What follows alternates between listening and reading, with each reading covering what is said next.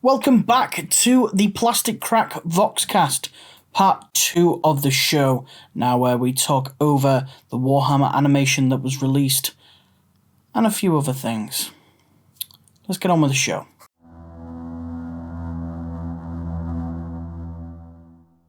The Warhammer animation, the Space Marine putting on his armour, or having his armour put on for him. Have you seen it yet, Mr. Kyle? A couple of hours ago, yeah. Saw it get previewed, I saw it got released, and then being a busy bee, I've only managed to get round to it today. What did you think, Jimmy? What did you like it?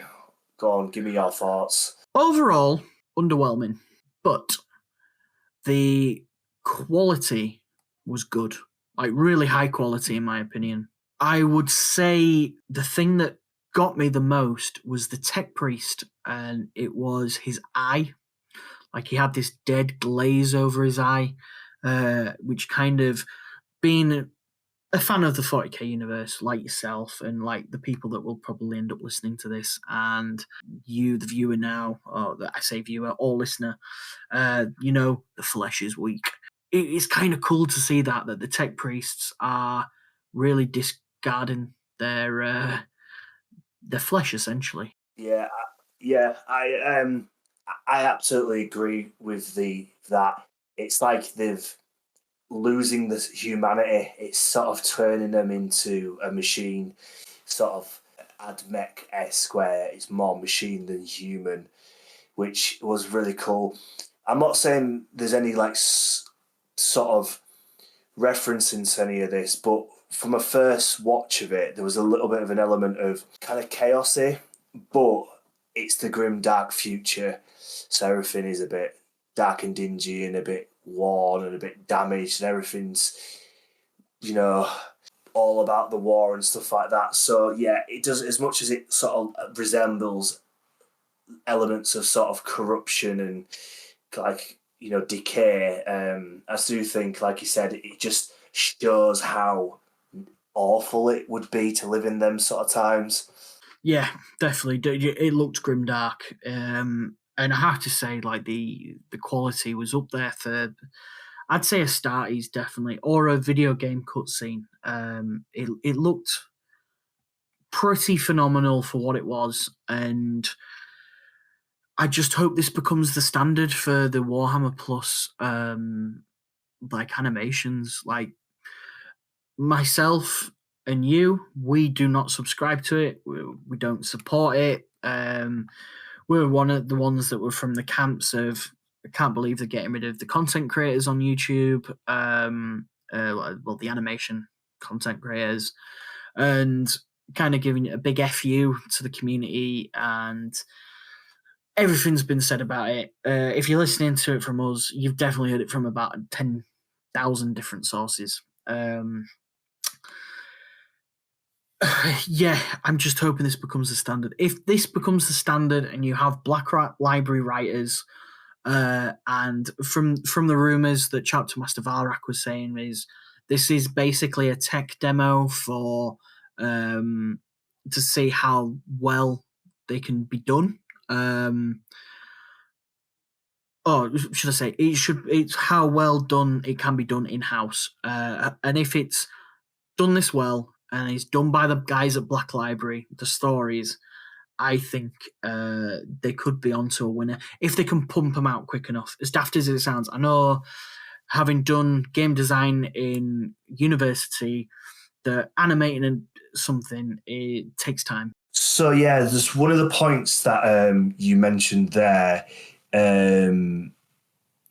was just the consistency, and that's my only concern with GW. They seem to have these fantastic ideas on paper. So seasons, I know you yourself, Jimmy, isn't a big lover of them in comparison to myself. I like the idea of it. It's just, do I have to buy a book for the sake of buying a book and stuff like that? So we're going to this teaser trailer of a Marine getting his armor on. As much as it looked great, is it just another gimmick and that's just going to die by the roadside like a lot of their ideas? that's my only concern. Going forward with GW, they've got so much stuff going on, and I know they're a massive company, so they should have a lot of stuff going on. It just doesn't seem to land all the time. So as much as it looks great, and I look forward to the future with animations and stuff like that, I just wish they just commit and keep going with it. I mean, I'm sure they will. I really hope they do. But that's sort of a niggle in the back of my mind. Like you said, some of the stuff that the ideas that they put down are so hit and miss. Some are good, some are bad. Like the whole Warhammer community page that came up, brilliant. It was nice for Games Workshop to communicate to his customers, really. Show us the latest releases that are coming out and, build a little bit of hype. Been fantastic. Because I remember back in 5th edition when a new codex was coming out, you'd find out about it in White Dwarf, and there'd be about a 10-page spread and maybe a couple of pictures of new miniatures, and then that was it. And then you wouldn't know until a week later when it was up for pre-order in store or on the website, and you could actually see all the miniatures and you could see the codex in a little bit of detail. And then you didn't know what you were getting until you bought the codex and you opened it up. I remember, I think the last time I remember not seeing a preview of anything was the Space Wolves Codex for 7th edition, I think it was. I was on my way to the company where we met, but we'll save that for a future episode. And I nipped before work and I picked up that codex and I went home.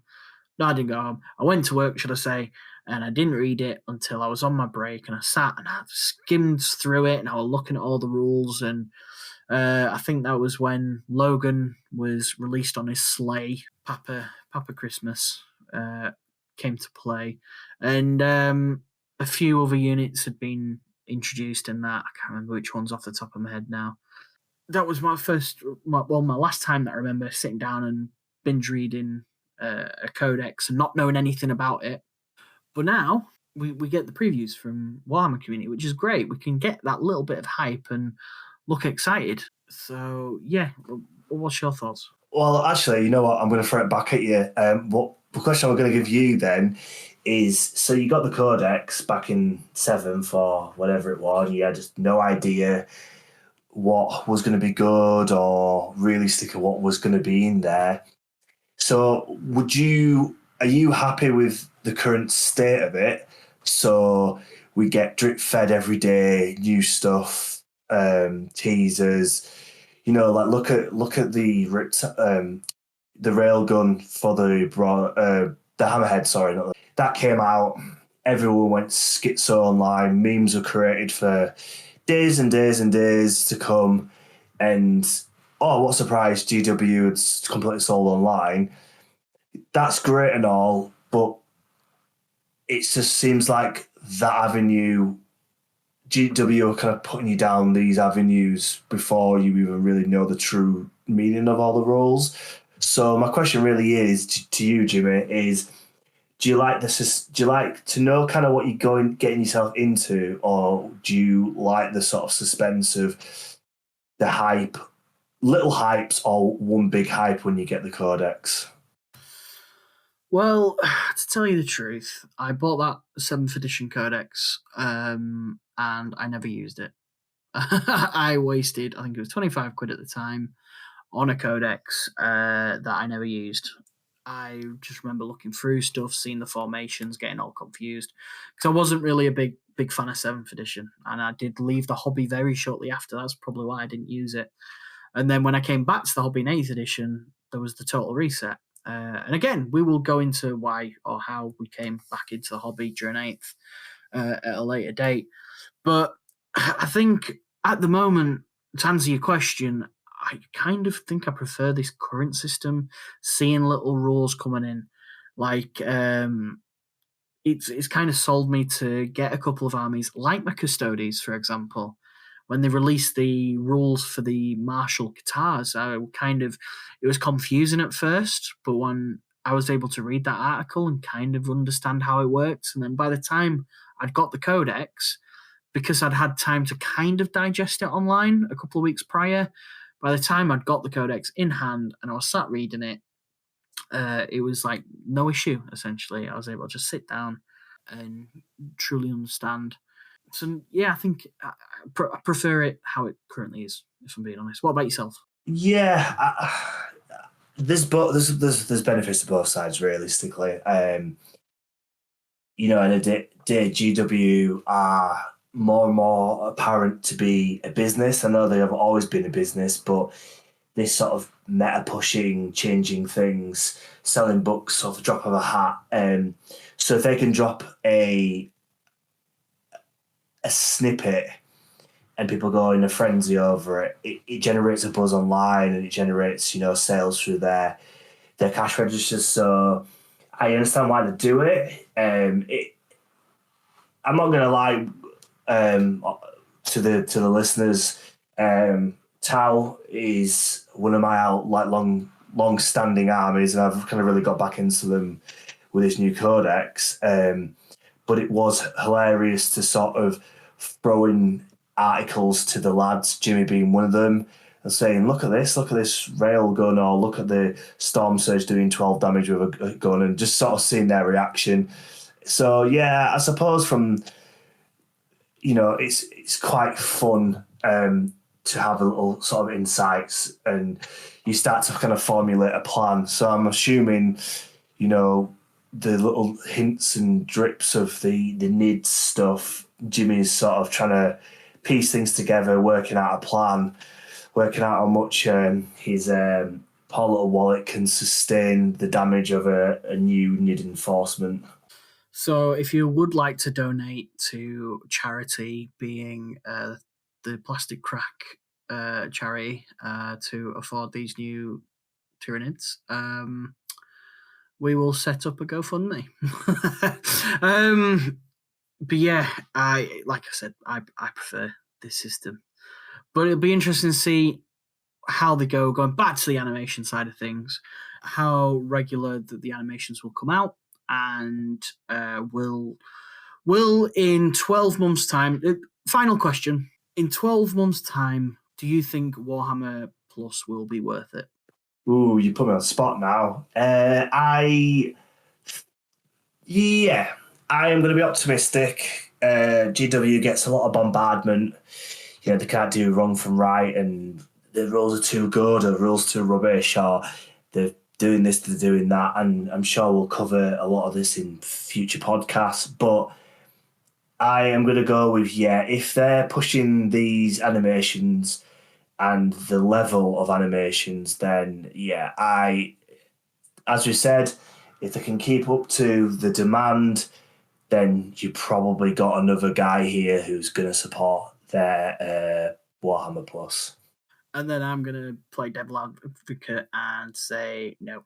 I think they will drip feed it still, and in 12 months' time, there'll probably be only a couple more series on there, which will be a bit of a shame. But I want to be honest. I hope you're correct, and I hope that there are more animations on there, and we get to enjoy them animations and live in, or be able to experience the world through these more than ever. Because the tabletop can only do so much, comic books can only do so much, White Dwarf articles can only do so much, books can only do so much for me.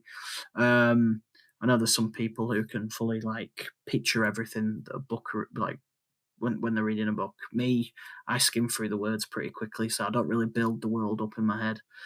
Audiobooks are okay, but the animations for me, that visual medium, is definitely something that I can be engrossed in and I can really, really enjoy.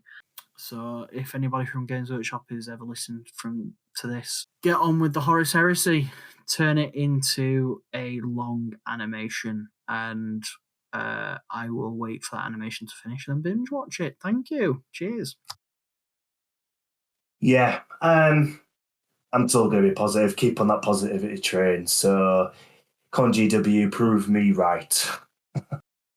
That is it for part 2 of today's podcast. If you liked it, please leave a comment down below. If you're on YouTube, please leave a review of some kind. If you have listened to it on Spotify, Google, or wherever you listen to your podcasts, if it has a star rating, just be honest, not bothered. Even if you rate it 1 star, don't really care. If you rate it 5 stars, I love you. So it's a bye from me. And it's a big goodbye from me as well. Thanks for listening, guys. We will catch you in part 3.